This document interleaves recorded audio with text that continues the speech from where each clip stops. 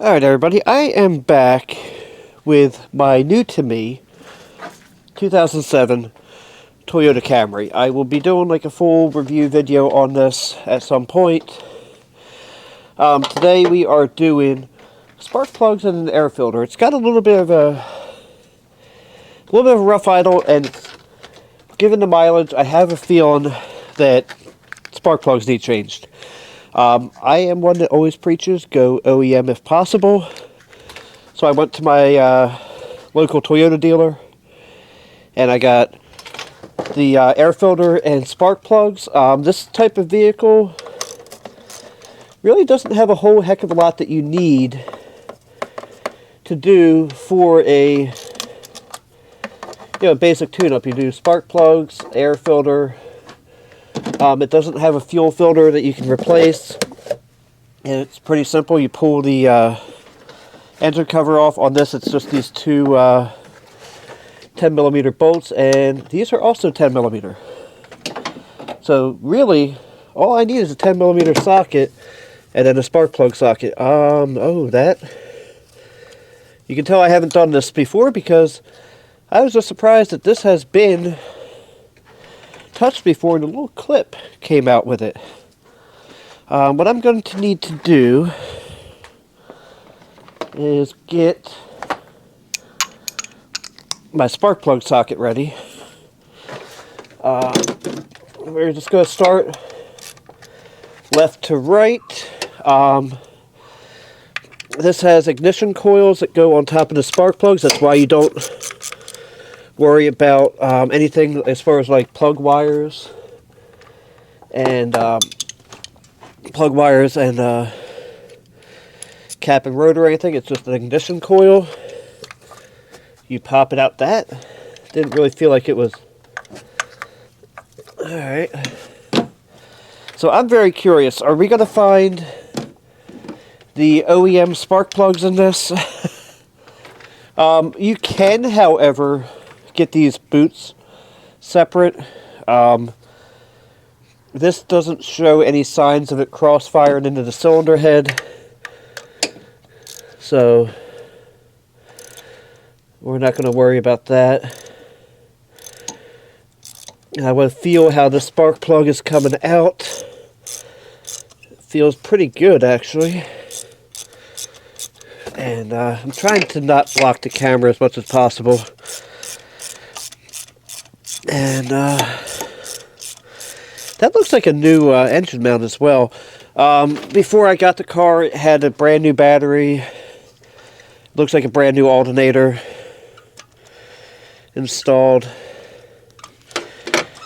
And the guy at Toyota told me not to put anything on these spark plugs, just put them in. Normally, like say with like my truck, I put ooh boy, this has NGK iridiums in it, so these are not the original plugs, but man, they are, they have got a lot.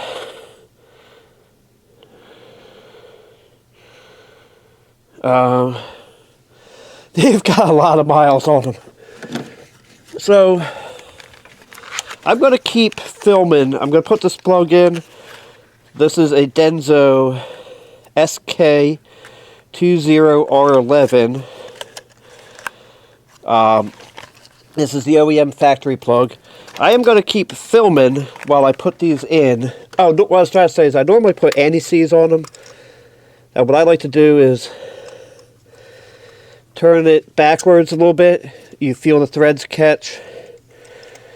And make sure it threads in by hand, because if you force it in, you could damage the threads.